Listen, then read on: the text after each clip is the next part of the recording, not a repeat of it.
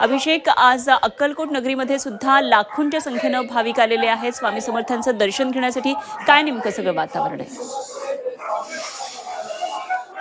निश्चितच आपण पाहू शकतो, आज गुरुपौर्णिमेनिमित्त अक्कलकोट नगरीमध्ये आपण सध्या आहोत आणि भक्तांची मोठी गर्दी झाल्याचं आपल्याला पाहायला मिळतंय. आपण झी 24 तासच्या माध्यमातून थेट श्री अक्कलकोट स्वामी समर्थ महाराज मंदिरातील हे दृश्य आपण दाखवत आहोत. खरं तर आज गुरुपौर्णिमेनिमित्त भक्तांचा मोठा उत्साह या ठिकाणी दिसून येत असल्याचं आपल्याला पाहायला मिळतंय. अगदी महाराष्ट्र असेल, कर्नाटक असेल, तेलंगणा असेल, अशा विविध राज्यातून हजारोंच्या संख्येने भक्तगण जे आहेत ते आज अक्कलकोट नगरीत दाखल झाल्याचं आपल्याला पाहायला मिळत आहे. महिला भगिनींची देखील भाविकांची गर्दी या ठिकाणी मोठ्या प्रमाणात आपल्याला दिसून येते.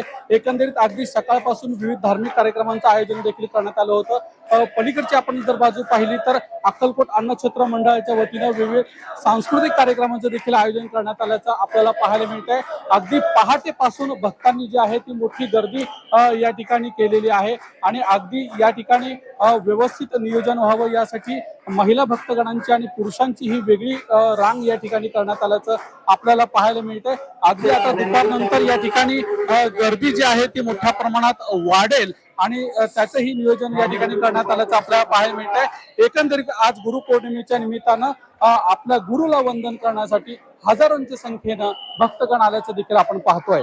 अगदी खरे अभिषेक, धन्यवाद दिलेल्या या सगळ्या माहितीसाठी आणि सगळं वातावरण आमच्यापर्यंत पोहोचवण्यासाठी.